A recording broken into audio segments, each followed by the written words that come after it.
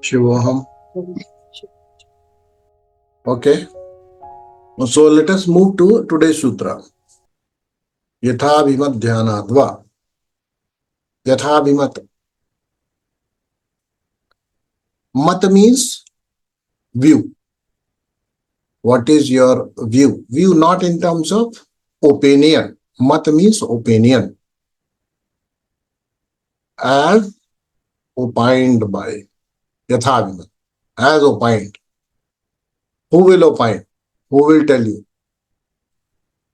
So of course, teachers will tell you.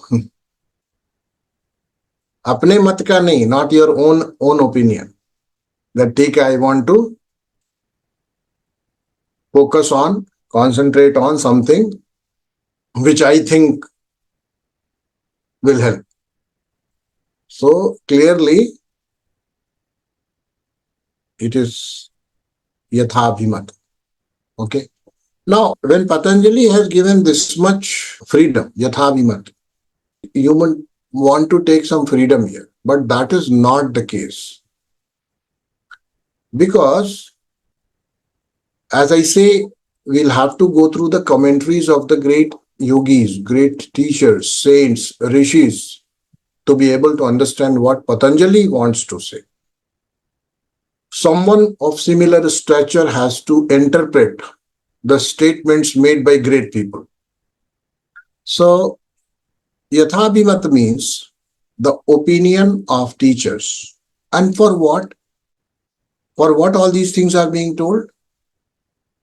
To ward off all those antarayas and to fixate your mind and ensure that your awareness is focused somewhere. And it is developing that capacity to remain focused wherever you want, whenever you want, for whatever time you want. Three things every meditator should know. These are the three things we are seeking or we are wanting. First, we must have control of mind whenever we want,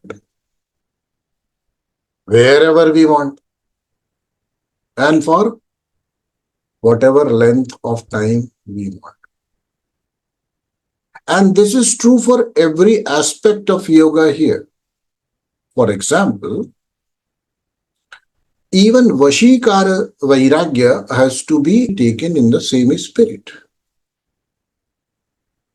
For how long you want to refrain from something, from what you want to refrain, from where you want to refrain,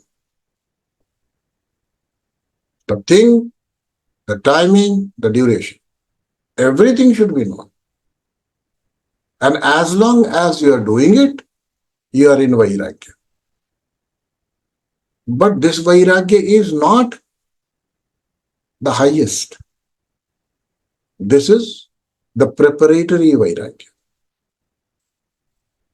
And it simply means control of mind, control of emotions, control of urges, control of vrittis, control of vasanas, control of speech, control of simple things which we think don't matter. For example, how many times you would have been tempted just to look towards somebody because you are somewhat getting some inputs from your vision, sense of vision of some showpiece kind of people roaming around, and you say, "Oh, I want to see." Have you not observed it? That you have a temptation. This is affinity. Now, this is a small act by us, but a lot of it is rooted in our vasana. So, simple act of taking charge of this small activity, I don't look towards it. Simple. That is called Vashikara. And by repeating it over and again, you develop more and more control. You decide not to do it, and from that day onwards, you don't do it. Not that you don't do it for 10 days, then again start doing, then again don't do for a month, and then again start doing. It will create another pattern. For long enough, you don't do it. So you have affinity towards so many things, and you may be attracted to meditate or make that object the subject of your meditation or dharana. You may have. However, not every object can be taken as object of meditation. This is what it means. Then which object has to be taken? The objects which have been recommended by the teachers. So Yathābhimat does not mean as you wish. No. Vashikara means not being driven by your likes and dislikes. It is quite natural for us to gravitate towards what we like. And sometimes, or rather most of the times, that is the way of our survival mechanism. So when you feel thirsty, don't you gravitate towards water? When you feel hungry, don't you gravitate towards the food? When you want comfort, when you're tired, don't you gravitate towards your double cushion memory foam?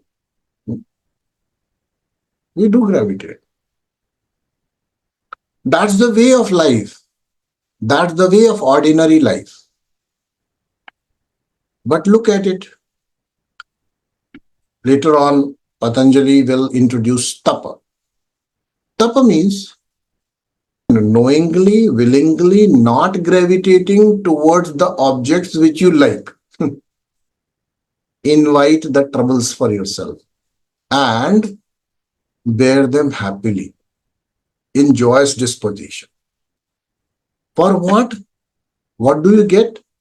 You get control, which is more precious than the joy which you derive in indulgence. So I agree to that point that we will always have our preferences. We will have some preferences. We will have some likes and dislikes. Even in terms of God, somebody will say, no, I don't like monkey God. I like elephant God. No, I don't like chemistry teacher. I like physics teacher. Maybe. And I'll tell you, based on your liking toward the teacher, you develop the interest in the subject. This is the most secret thing. You have excelled in any subject is not because you loved that subject. I'll tell you, it is because you loved the teacher. The way he handled probably the subject maybe, or the way he handled you. So you develop that kind of interest only based on that. However, there are certain areas for most of people say they are in gray areas. See, you Acharyaji, you are saying that I should not focus on Shiva, per se, the imagery. I should focus on Baglamukhi, let's say, or I should focus on some other deity, let's say Durga, let's say Kali, let's say Saraswati.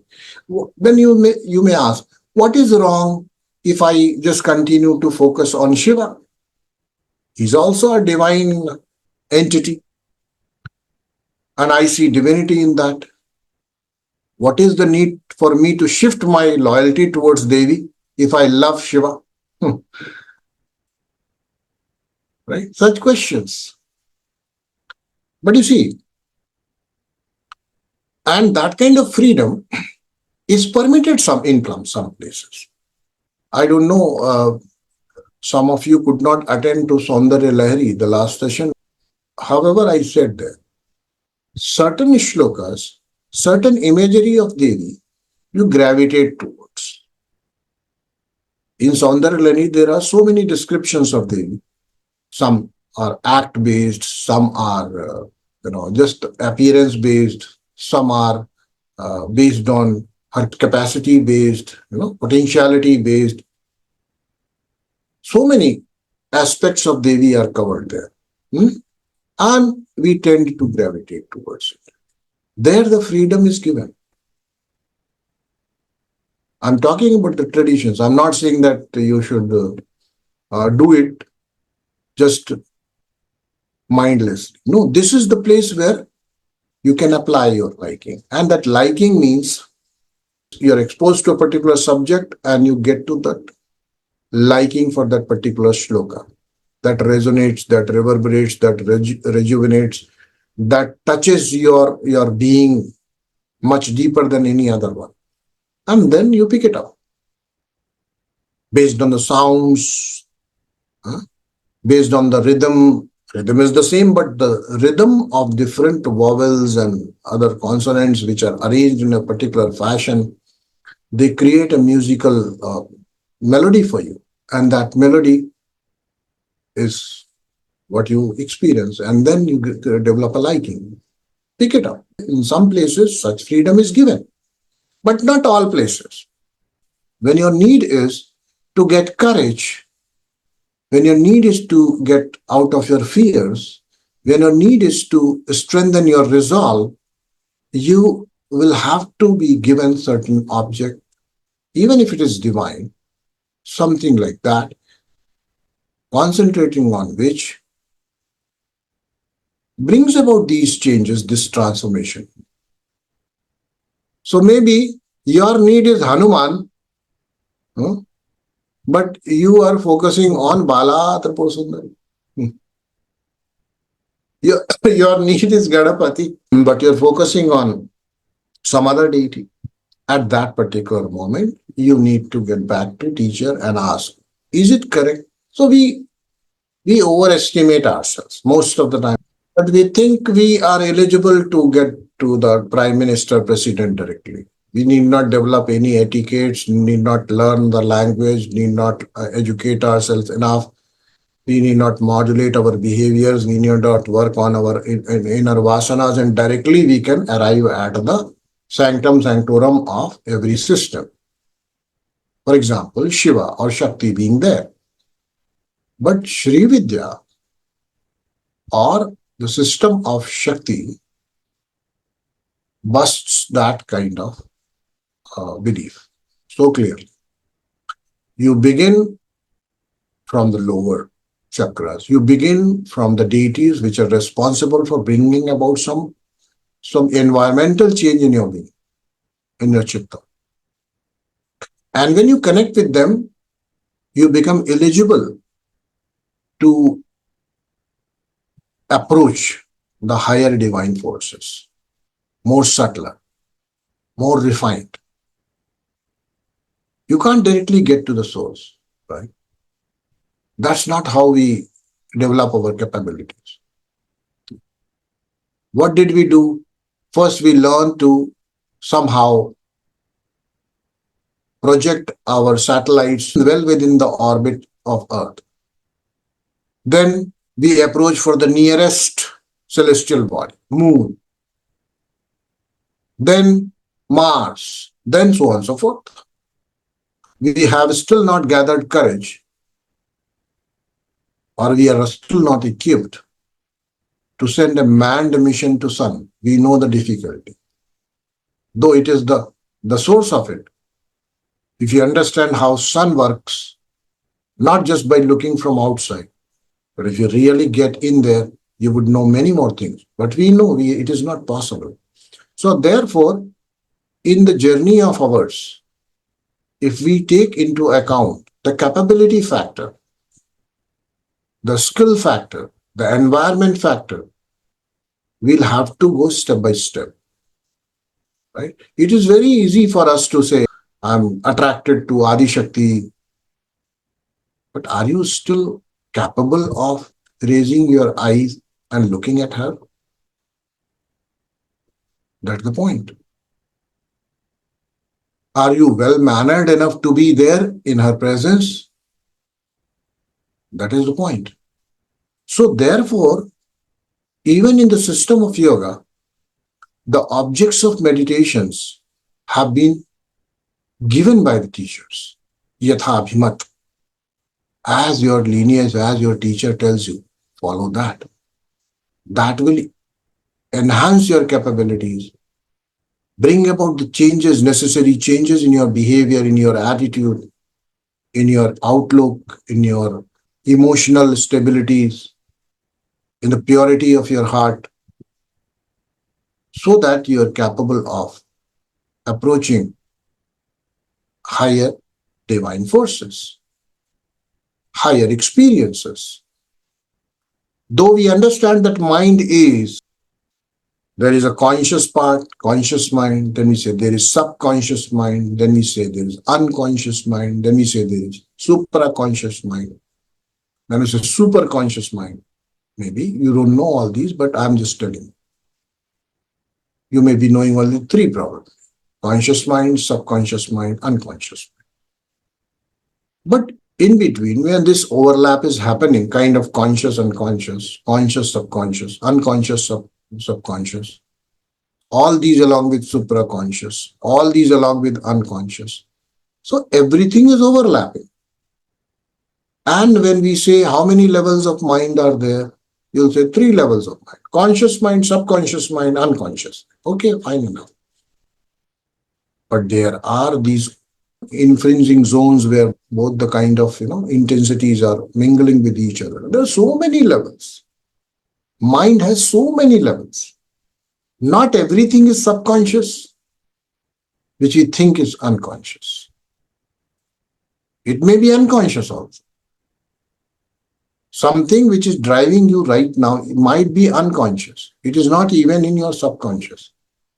And so many things are driving you like that. For example, your liking for different kind of face cuts, different kind of textures of textile, different kind of colors of your wall, different kind of affinity toward different kind of smells, aromas.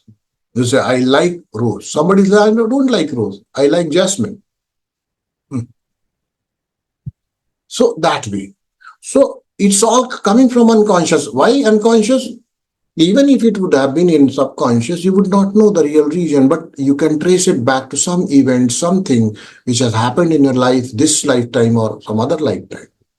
But if it has gone sunken so deep into unconscious, you would not be able to reason out. You may not find its reason for a particular kind of behavior or liking or disliking being displayed in this lifetime.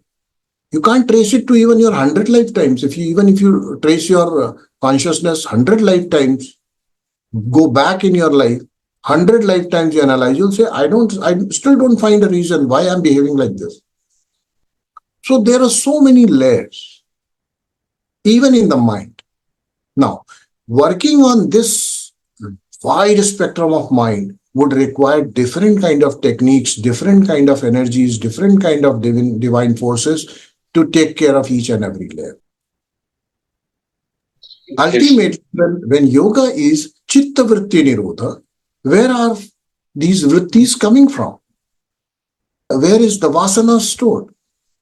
What are different layers and different places in your own system where the vasanas get stored? Where in your body different vasanas get stored? Where are in your body where there are different kind of repressions which you exercise in your day-to-day, where they get stored?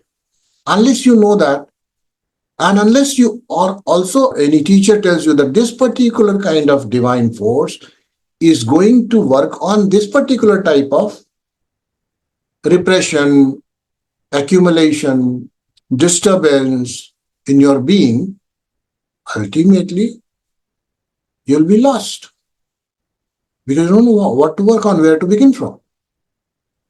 And just for simplicity, if you say, no, I want to just connect with Shiva, I want to connect with Shakti,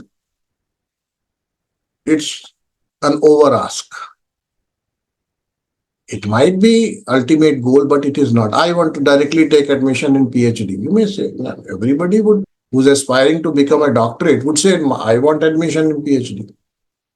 But for that, you have to get into a long preparation. And this is true for even our spiritual journey. And what is our spiritual journey? In turn, it is nothing but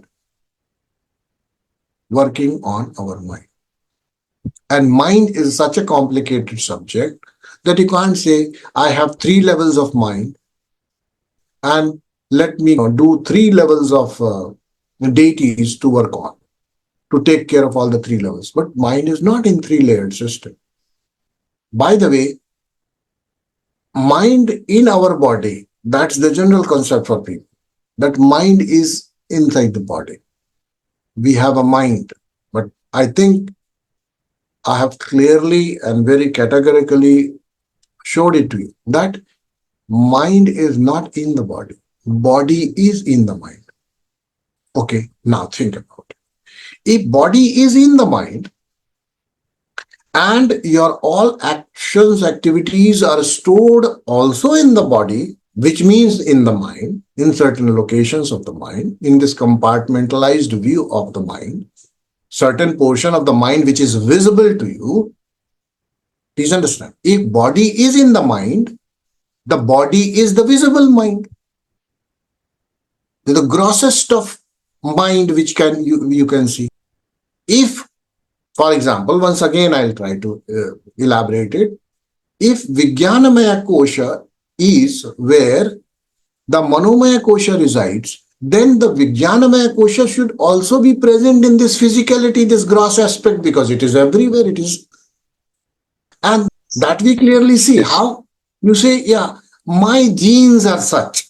What is it? It is that Vijnanamaya Kosha, intangible, imperceptible by senses. You can't get there, but you have a physical representation here in your body in terms of your genes. Correct. In the same way, we think that the mind is something which we can't find in this body. No, that's also not true. The mind is something in which the body is suspended. Then how do you attack the mind? How do you correct your mind? What are the symptoms there? I'll tell you, there are quite a symptoms here. Fear. Whenever the mind is in fear, see, body doesn't know fear. Body doesn't know anything. Body doesn't know fear. Body doesn't know a term like courage. It's only mind knows. Body doesn't know hatred. Body doesn't know love. Body doesn't know it. Mind knows it. But look at your own life. Look at your own experiences, and then you realize, when I am fearful, certain part of my body gives signals. When I'm exhilarated, certain parts of body are giving signals. When I'm jealous, certain parts of body are giving that feeling, a prominent experiential thing for me to have direct experience of jealousy. Jealousy in the mind is equivalent to some problem, some activity, some sort of modulation happening in the body also. Is it not? Don't you see that? So simply it means that we are trying to connect to mind, which is subtle, which we can't catch hold of. And yoga is that system which you see is trying to catch the subtle from the gross. Think about it. Mind is that substratum in which this body is suspended. If mind has an element of instability, the body will be unstable. It will show, it will display, because ultimately overall tonality of mind is, let's say, fickle. Then the body will also be fickle. Yoga is that system which, when it says, okay, you can't directly have a control or a direct access to that aspect of mind which is fickle, but here is this aspect of mind which is quite physical in nature, because a part of mind body also. Let me work here. Let us stabilize this. Let me stabilize my body. And by doing that, willfully, you work on the subtle aspect, invisible, incomprehensible aspect, which is mind. In the same way, when your mind is not balanced, what is balance? Balance is that you hear properly, that you assimilate properly, and then you decide properly. Apply yourself and then take your own decision. So that means when you're listening to anything, you are just listening. Then you apply your logical brain. You apply your own logic. See, some information comes to you. It just comes. Don't you sit back and then try to evaluate what you have received. Then you do that. So logical part of the mind becomes active. After that, when you assimilated it, what do? You want to try to apply it. Then what do? Based on the circumstances, situations, this particular principle or in piece of information which you have assimilated and verified by your logical aspect of your mind, then you apply some creativity. You apply some creative principle into it, add it, and then there comes a technique or tool or something, some strategy which you start acting on. Correct? So which means a mind, the balanced mind is one which receives, analyzes, puts its own creativity there, creates something out of it, and then it applies back. Correct? So this is a balanced mind.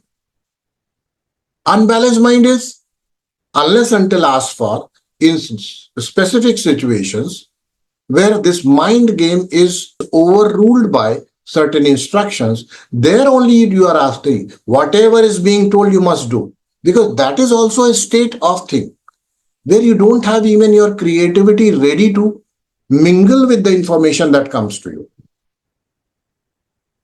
You're incapable. And in those circumstances, in your learning phase, in your toddler state, and that toddler state does not mean that you're not a toddler now. You may be a toddler in many subjects. You may be having a body of 41 year, 50 year, of 70 year or 80 years old, but maybe mind-wise you're just 14 years. Who knows? I know. You're not beyond 40. You're living in your 14 teens only. And that is why I say you are a young people. Because you have a very young mind of a 14-year-old. It hasn't grown beyond that. So in this age, what do you need? You need clear instructions. Do this. Don't think it over. Just do this. Don't try to apply anything of your own. You're not capable yet. Do this. But most of the times, we consider our biological age to be the age of our mind. That's the biggest mistake we make. Our biological age is not the age of our mind, because we haven't worked on our mind. You have fed your body with the right kind of nutritions, and it's a natural process. It's a Prakriti-driven process. Even if you don't want to feed, it will demand it in the form of hunger. You'll have to feed it. It will take care of itself. But the mind has not been taken care of, and therefore it doesn't grow. It doesn't grow beyond. It doesn't develop beyond a stage. So all of us, when we enter a spiritual realm, yoga realm, or any spiritual path, 14 years, 16 years, that is our age, mentally. Now you want to work on your mind, you have to be taken to that route where clear instructions. Don't apply yourself. This is the instruction, follow it. Were you not told? Were you not given the clear instructions without any deviations whatsoever you should follow in your childhood? Do this, nothing else. Nothing doing, only this. And that's the reason you have grown to become an adult. So, certain places you need clear instruction. This is what you must do. And system of yoga in the third upaya, which I call Anava upaya of yoga, Patanjali is laying out clear map for you. Want to work? First, Yamaniya. Follow it. People fail there, forget about it. Yamaniya. Nahi hoga ji. Nahi hoga to yoga nahi hoga. You can't work on it. You can't say, no, I don't want to take care of this. And I want to have stable asana. Not happening. You know what? I'll tell you something and then you'll understand. You feel that when you are talking mentally, your tongue is not involved in the process.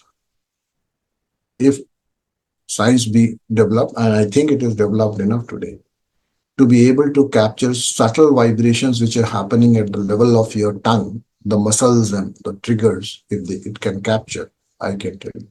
All your mental dialogue,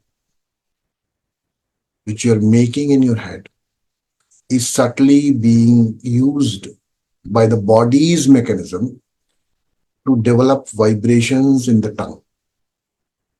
If someone can capture it, all whatever you're thinking in your head can be put out. And by the way, I just missed out. Yes, it has been the case. How do you think Stephen Hawking was given that prosthetic aid for speaking? It's already there. You may not know that while you're thinking, your tongue is participating in the process, because you can't remain without using your tongue while you're speaking. It requires a lot of control to dissociate these two things. That I continue to think, and the thinking doesn't impact my vocal cords. Whatever sounds I'm making in my head, they are not moving down to the body. Mental activity is a mental activity. Yoga recognizes that. And they say that to create balance of the mind, they say, bhai karo anulom vilom. Left and right must be balanced. Stimulate the subtle left, the subtle right, using the process of Nadi Shodhan. Then they'll say, observes the gain control on your vision. There are certain techniques like Prataka, etc. that gain some control on your eyesight. Then Yama Niyama has already given the framework. So many things to work on. And where are those? They are being displayed. They are being judged at the level of your interaction, at the level of your action. Is it not? Just 5 yamas, 5 niyamas, you can assess it, that a person is doing it or not doing it. That means they are body-centric. But at the same time, they are taking care of the aspect of your mind. So yama niyamas are also yathā-abhimat. Focus on what should be done. Focus on what should not be done. Ahimsa means ahimsa. Ahimsa means ahimsa at the level of mind, ahimsa at the level of speech, ahimsa at the level of body. Which means Om Shanti, Shanti, Shanti. Shanti at the level of mind, Shanti at the level of speech, and Shanti at the level of body. And how do we approach it? We begin with a resolve. No, I will not get angry. Come on. Who will not get angry? The point is, here you are actually stating that I will not get angry by my body.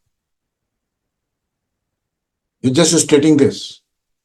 And once you have gotten that control, that vashikar, and how do you attain that? Only by fixing your attention on the process of getting angry and how your body automatically, in autopilot mode, gets to that mode of yelling and whatnot. Throwing your legs and hands in. These are the only two things you've got. So you'll start throwing your legs and hands here and there. So Yathābhimat means follow the instructions as they are handed down in the traditions. And it helps. It's for the good of the student that the instructions are available. Or else Patanjali Yoga Sutra would have been the textbook for each and every student, but it is not. Let me tell you. As I stated in my earlier discourses, that this is the textbook for the teachers. This is not the textbook for students. The students will not be able to make out anything. Or if they try to understand it by themselves, it will be a disaster. Because they can't understand the lingo, the nuances which Patanjali, actually that plane from where Patanjali is speaking. They will not be able to understand that.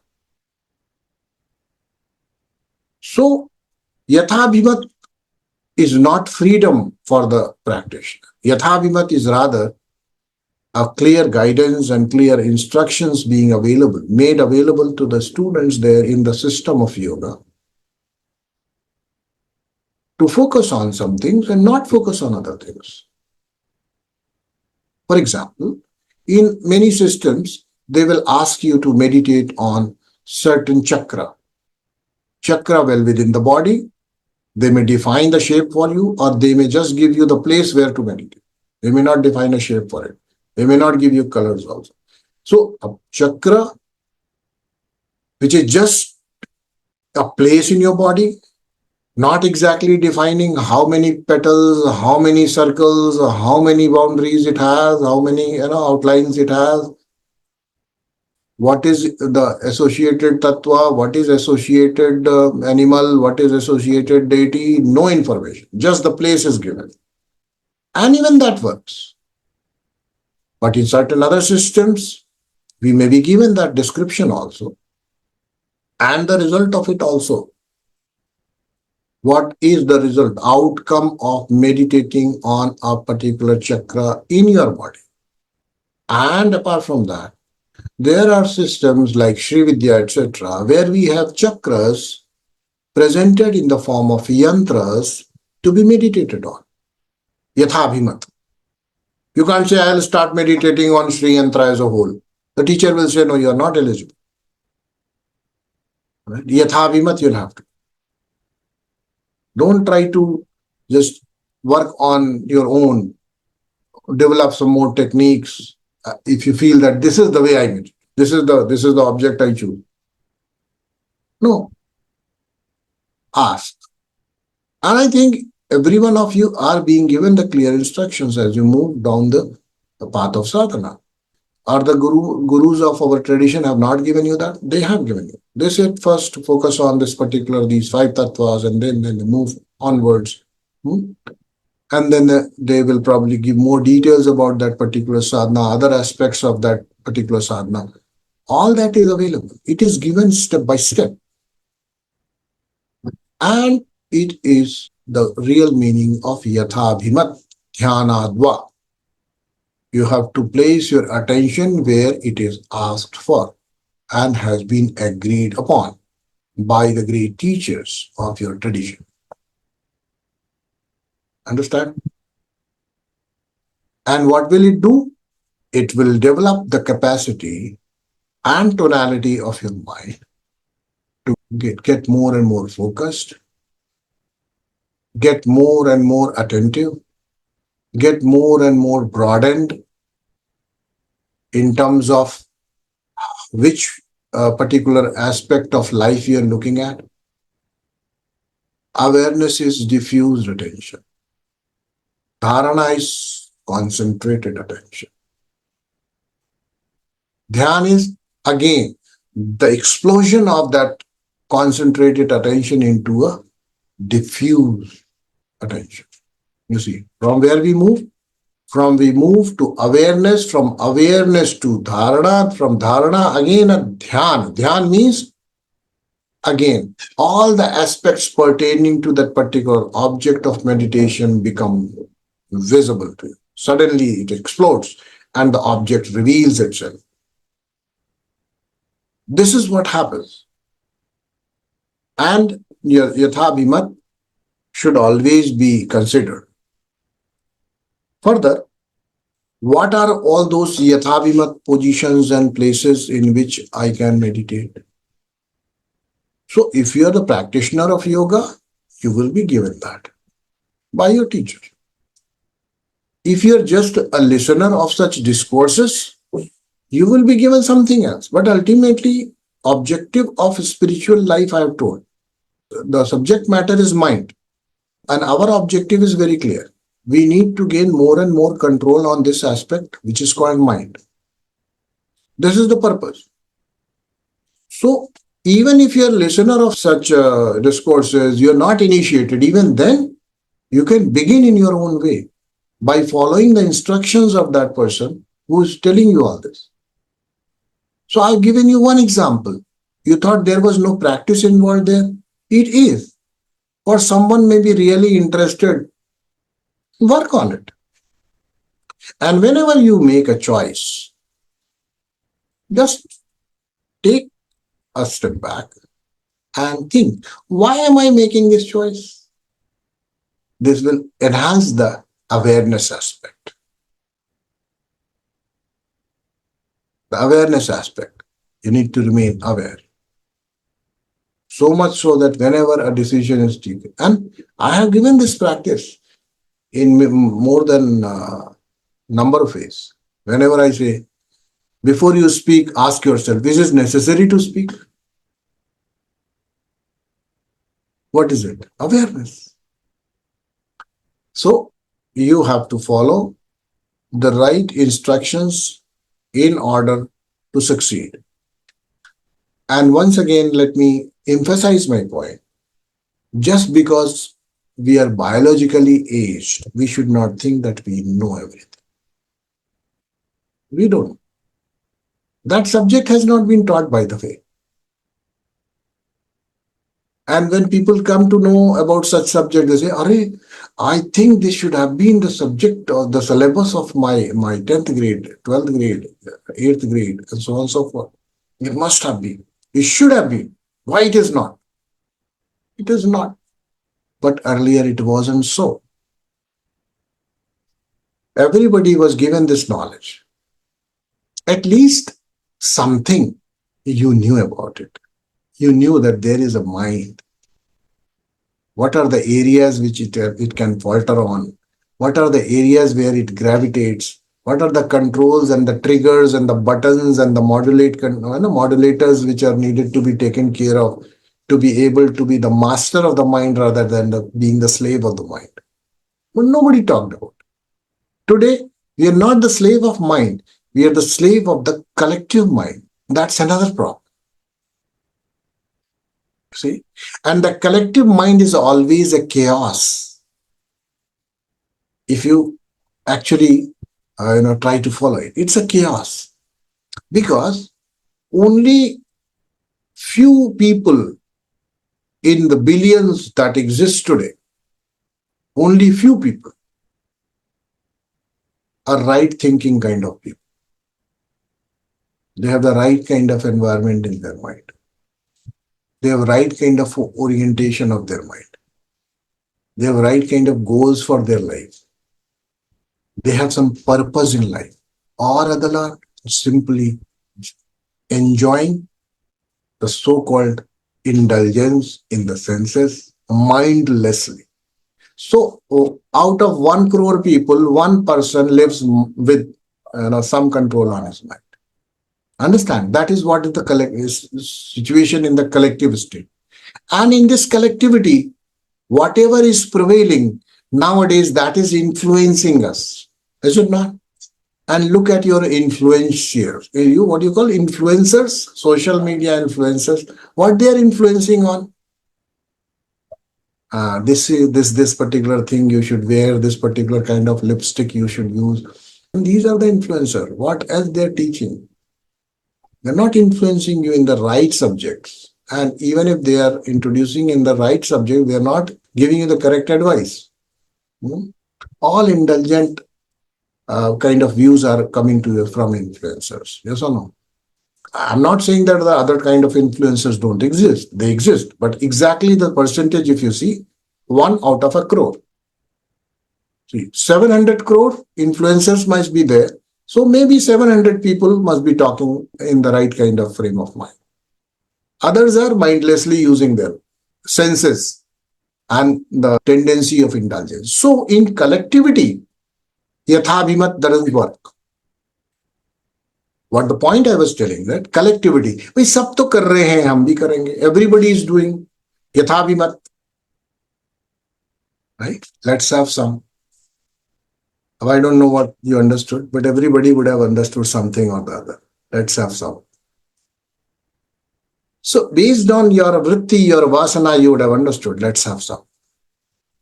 And where from this sum comes? Not from our original thinking, because we hardly apply.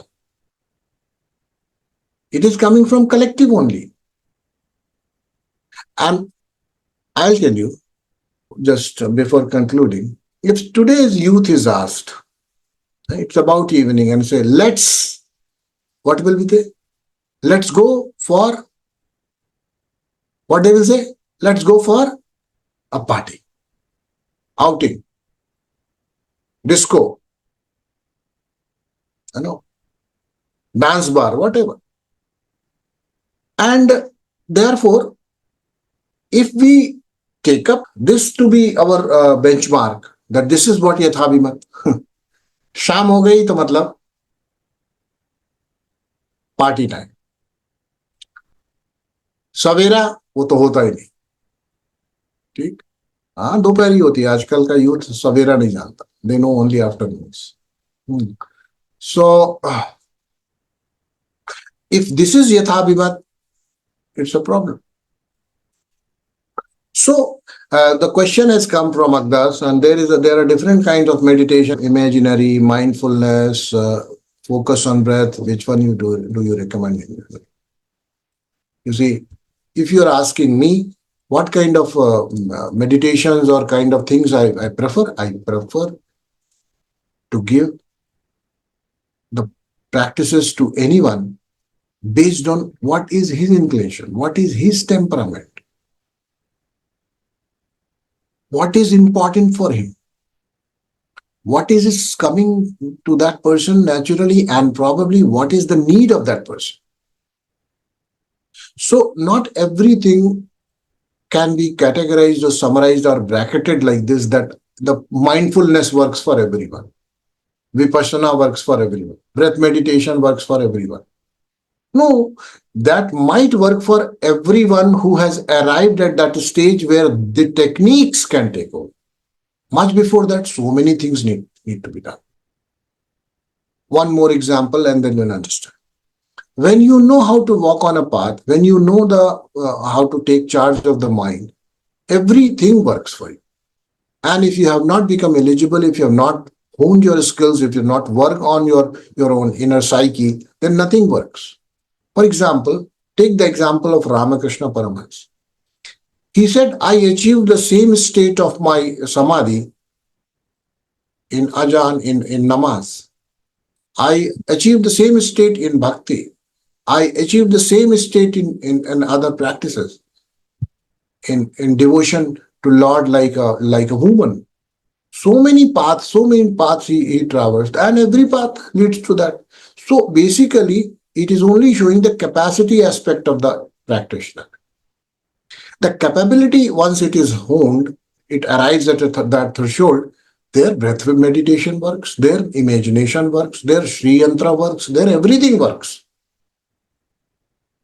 More or less, I'm saying. Not exactly the same as Ramakrishna did. However, you will see certain pragmatic changes happening, something valuable coming out of that particular practice for you. However, it may not be correct if I say, I prefer this one over other.